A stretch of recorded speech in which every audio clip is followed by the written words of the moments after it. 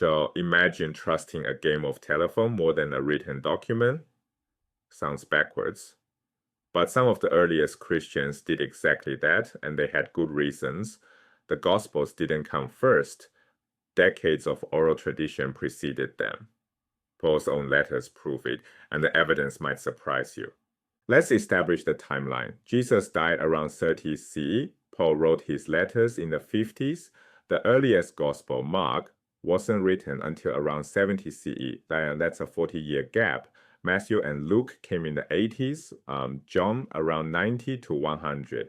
Even Papias, who wrote about preferring oral tradition, didn't write until 130 to 140 CE.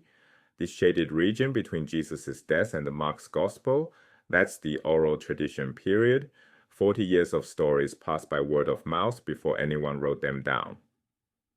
Paul occupies a unique position in this chain. He never knew Jesus personally. He started as a persecutor of Christians, then had a visionary encounter that transformed him. Everything Paul knew about Jesus' actual teachings came from other people. He received traditions from disciples who had walked with Jesus. He then handed those traditions on to the churches he founded. It's the Greek terms he uses, paralambano and paradidomi, received and handed on, signal formal transmission. This wasn't casual gossip, it was careful preservation of sacred teaching. Here's the first piece of evidence. In Romans 12:14, Paul writes, "Bless those who persecute you. Bless and do not curse them." Compare that to Matthew 5:44.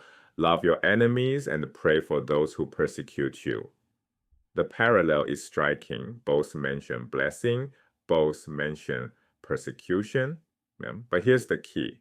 Paul wrote this around 57 CE, roughly 25 years before Matthew's gospel existed.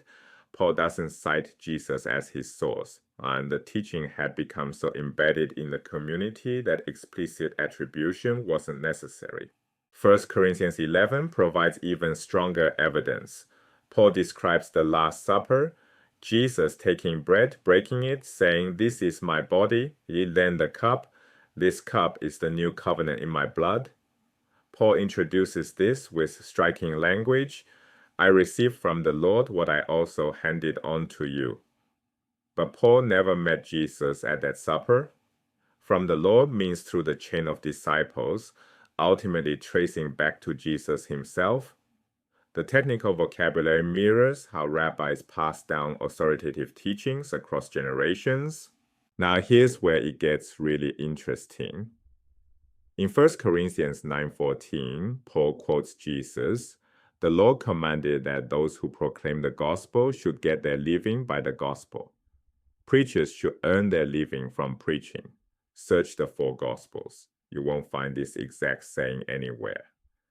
Luke 10:7 comes close. The laborer deserves his wages. But it's not identical.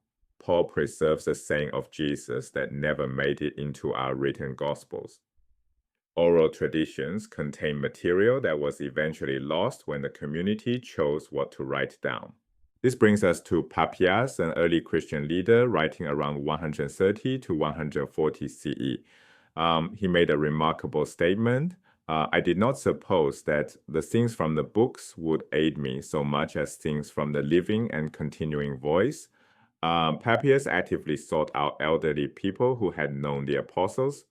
He trusted this chain of living memory over written texts. For him, books were static.